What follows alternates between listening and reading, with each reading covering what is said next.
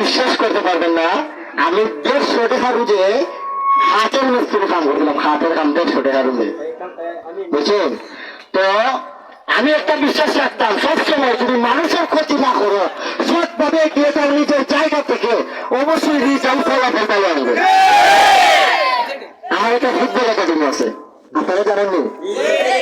ইএমটিভি football academy সোনারুঘাটে barrister Suman ভাইয়ের পরে সব থেকে বৃহত্তম ফুটবল একাডেমি। আচ্ছা উনুন মুক্তাই বহুন যখন নির্বাচন আইছে, আমরা বয়সটা তার বেশি ছিল, আমরা ইয়াং জেনারেশন, আমরা ছোট মানুষটা নিই। একটা কথা তোমরা মনে রাখো, ইয়াং জেনারেশনের উদ্দেশ্যে বলতেছি, আজকে যদি মুক্তা উপজেলার মহিলা ভাইস চেয়ারম্যানে নির্বাচিত হয়, এটা মুক্তার জয় না, এটা সারা বাংলাদেশের ইয়াং জেনারেশনের জয়।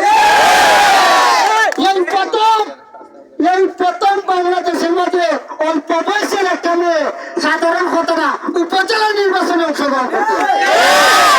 আজকে যদি মুক্তা জয় করতে হয়, যতগুলো ইয়াং তরুণরা আছে সবার চাহন বাইরে তুমি যা, মুক্তা যদি নির্বাচিত হইতে পারে তাহলে আমরা সমাজের মাঝে কিছু করতে পারবো।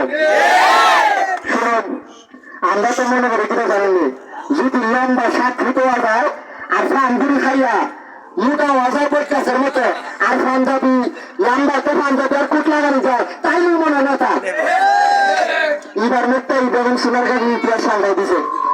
পাঞ্জাবিওয়ালা আর পান্ডুরি খাইয়া মোটা অভিনেতা হওয়া যায় না। এখন আপনাদের কাছে আমার একটা দাবি, এবার উপজেলা নির্বাচনে মুক্তা হয়েছে, মুক্তারে তোমরা তরুণরা যারা আছে মুক্তারা সাপোর্ট করতা। আর এইখানে যে ফুটবল খেলা হইতেছে, এখানে কমিটি খেলা ভাই মেন কমিটি খেলা 3 জন, এটা কেয়ার কমিটি ভাই, টুর্নামেন্ট